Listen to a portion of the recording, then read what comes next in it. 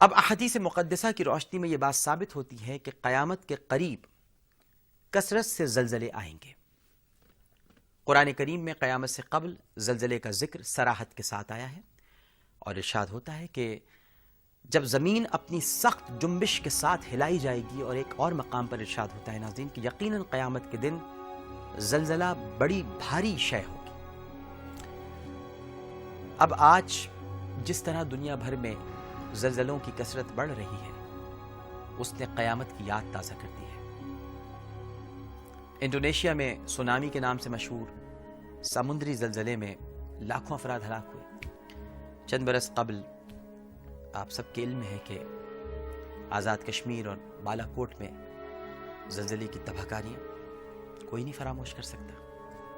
بھارت، چین، ایران اور جاپان میں بھی رواں صدی کے دوران زلزلوں سے کئی اموات ہوئی۔ یہ قیامت کی کھلی نشانی ہے۔ ناظرین کرام، یہ جو ساری نشانیاں ہیں، اور میں آگے اپنے جو دیگر پروگرامز ابھی اور ہوں گے، ظاہر ہے کہ ابھی تو ہم ابتدا میں ہی ہیں، ان علامات کی طرف بھی آپ کو لے کر جاؤں گا جو بالکل قرب قیامت میں یک کے بعد دیگر ظاہر ہوں گی، اور جنہیں علامات کبریٰ کہا جاتا ہے۔ اب ایک نشانی اور ہے ناظرین کہ فرعون کی لاش ظاہر ہوگی۔ مفسرین قرآن نے فرعون کی لاش دریافت ہونے کو بھی علامات قیامت میں سے بتایا ہے، کیونکہ یہ قرآن کا وعدہ ہے کہ فرعون کی لاش قرب قیامت میں ظاہر کی جائے گی تاکہ لوگ عبرت پکڑیں۔ آپ جانتے ہیں کہ فرعون نے حضرت موسیٰ علیہ السلام اور آپ کی قوم کا پیچھا کیا۔ حضرت موسیٰ کے راستے میں سمندر آ گیا تو اللہ نے انہیں حکم دیا کہ اپنے عصا سمندر میں مارے۔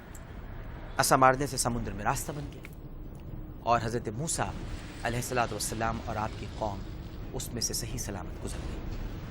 فرعون اپنی فوج کے ساتھ آپ کے تعاقب میں آیا، وہ ابھی راستے میں ہی تھا کہ سمندر اپنی پہلی حالت میں واپس آ گیا اور وہ لشکر سمیت سمندر میں غرق ہو گیا۔ اتنا واقعہ تو عہد نامہ عتیق میں بیان ہوا ہے، لیکن آگے کے حالات صرف اور صرف قرآن کریم میں بیان کیے گئے ہیں۔ قرآن کریم میں ہے کہ فرعون نے مرتے وقت حضرت موسیٰ پر ایمان لانے کا اعلان کیا تھا، لیکن موت کے وقت لایا گیا ایمان اللہ کو قبول نہیں، اس لیے اس کا ایمان رد کر دیا گیا۔ پھر اللہ نے اس کی لاش کو عبرت کے لیے قیامت تک محفوظ رکھنے کا بھی اعلان کیا۔ سورہ یونس آیت 92، اللہ سبحانہ و تعالیٰ کا ارشاد، سو آج بچائے دیتے ہیں ہم تیرے بدن کو تاکہ تجھے اپنے پچھلوں کے واسطے نشانی بنا دیں، اور بے شک بہت لوگ ہماری قدرتوں پر توجہ نہیں کرتے۔ دریا کی موجوں نے ناظرین فرعون کی مردہ لاش کو ساحل پر ڈال دیا تاکہ لوگوں کو اس کے ہلاک ہونے کا یقین آ جائے، اور اس کی یہ لاش سب کے لیے نمونہ عبرت بن گئی۔ پھر معلوم نہیں کہ اس کی لاش کا کیا انجام ہوا، مگر وہ جگہ جہاں پر یہ لاش موجوں نے پھینک دی تھی وہ جبل فرعون کے نام سے معروف ہو گئی۔ جدید تحقیقات سے ثابت ہوا ہے کہ فرعون کی یہ لاش آج تک محفوظ چلی آ رہی ہے۔ بعض لوگوں نے کہا کہ ضروری نہیں کہ یہ وہی فرعون ہو جس کا مقابلہ حضرت موسیٰ علیہ السلام سے ہوا تھا، کیونکہ لفظ فرعون کسی ایک شخص کا نام نہیں بلکہ مصر کے ہر بادشاہ کو فرعون کا لقب دیا جاتا تھا۔ مگر اب جدید تحقیق نے یہ ثابت کر دیا ہے کہ رامیس یا رامسیس نامی فرعونی وہ بادشاہ ہے جو موسیٰ علیہ السلام کے مقابلے پر آیا، اور اس کی حنوط شدہ لاش دریافت ہو چکی ہے۔ اس کا جسم اور چہرہ سلامت نہیں، اور محققین کہتے ہیں کہ ایسا لگتا ہے کہ اسے مچھلیوں نے کھایا ہے۔ 1975 میں اس فرعون کی لاش کو فرانس لے جایا گیا، وہاں اس پر مزید تحقیق کی گئی، اور ماہرین نے یہ رپورٹ دی کہ جس فرعون کی یہ ممی ہے وہ سمندر میں ڈوب کر ہلاک ہوا تھا۔ یہ بات اس ممی کے جسم میں موجود نمک اور کان کے پردوں میں موجود کیمیکل سے معلوم ہوئی۔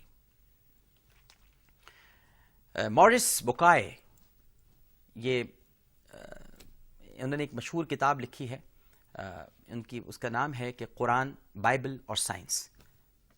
اس میں یہ ساری تحقیق پڑھی جا سکتی ہے کہ کس طرح سے فرعون کے بارے میں یہ ثابت ہوا کہ یہ وہی رامیس ہے یا رامسس ہے، تو میرا خیال ہے اس پہ کوئی شبہ دنیا کو نہیں ہے۔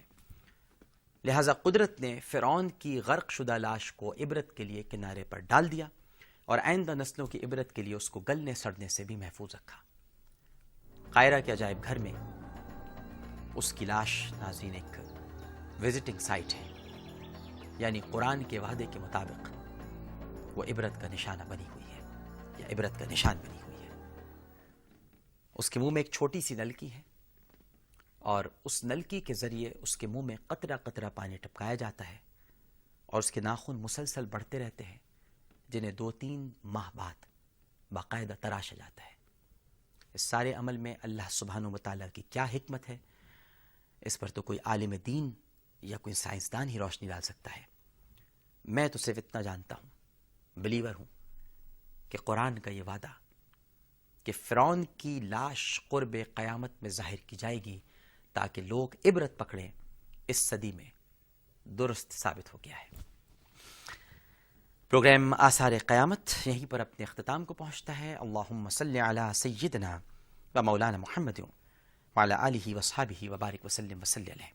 پروگرام پیش کرتے ہوئے اگر زبان سے کوئی گستاخی ہو گئی ہو، کوئی جملہ ایسا نکل گیا ہو جو گستاخی کے دائرے میں آتا ہو، تو اپنے رب کے حضور معافی کا خواستگار ہوں۔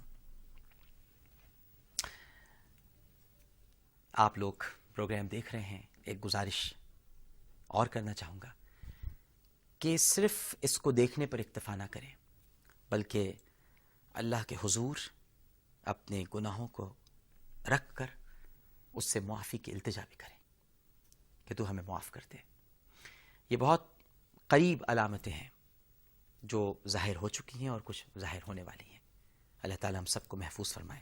اللہم صلی علی سیدنا و مولانا محمد وعلی آلہ وصحبہ وبارک وسلم وصلی علیہ۔